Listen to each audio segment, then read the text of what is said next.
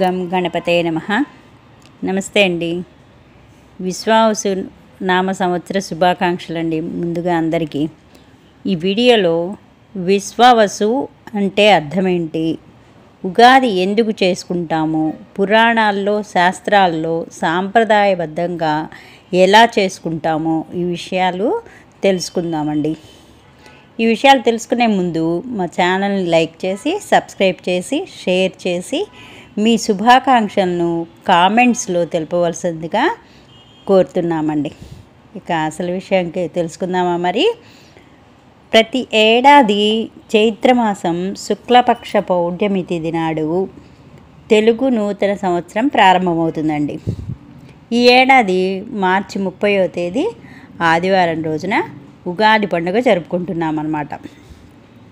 శాస్త్రాల ప్రకారం ఉగ అంటే నక్షత్ర గమనం లేదా జన్మ ఆయుష్యు అని అర్థం అన్నమాట. అంతేకాక ఉగాది నుంచి వసంత ఋతువు ప్రారంభమవుతుందన్నమాట.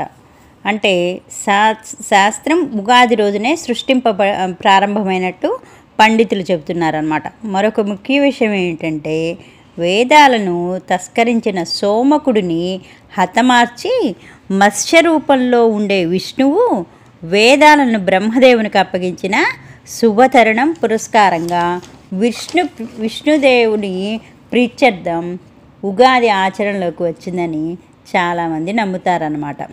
ఈ ఉగాది రోజే బ్రహ్మదేవుడు విశాల ప్రపంచాన్ని సృష్టించినట్లు పండితులు చెబుతున్నారన్నమాట.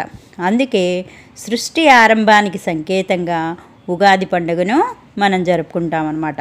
మరొకటి ఏంటంటే, ఈ ఉగాది రోజున మనం అందరికీ టక్కును గుర్తొచ్చేది ఉగాది పచ్చడి కదండి. 6 రుచుల కలయికతో ఉండే ఈ పచ్చడి తెలుగువారందరికీ ఎంతో ప్రత్యేకం కదండి.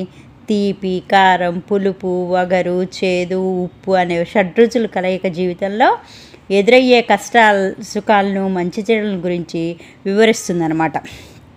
ఈ పచ్చడిలో చెరుకు, అరటిపండ్లు, మామిడికాయలు, వేప పువ్వు, చింతపండు, జామకాయలు, బెల్లం వంటి వాటిని తప్పనిసరిగా వాడతామన్నమాట. ఈ ఉగాది రోజున పంచాంగ శ్రవణం ఆచారాన్ని కూడా పాటిస్తారన్నమాట. మరొకసారి విశ్వావసు నామ సంవత్సర శుభాకాంక్షలు తెలియజేస్తూ సర్వే జనా సుఖినో భవంతు.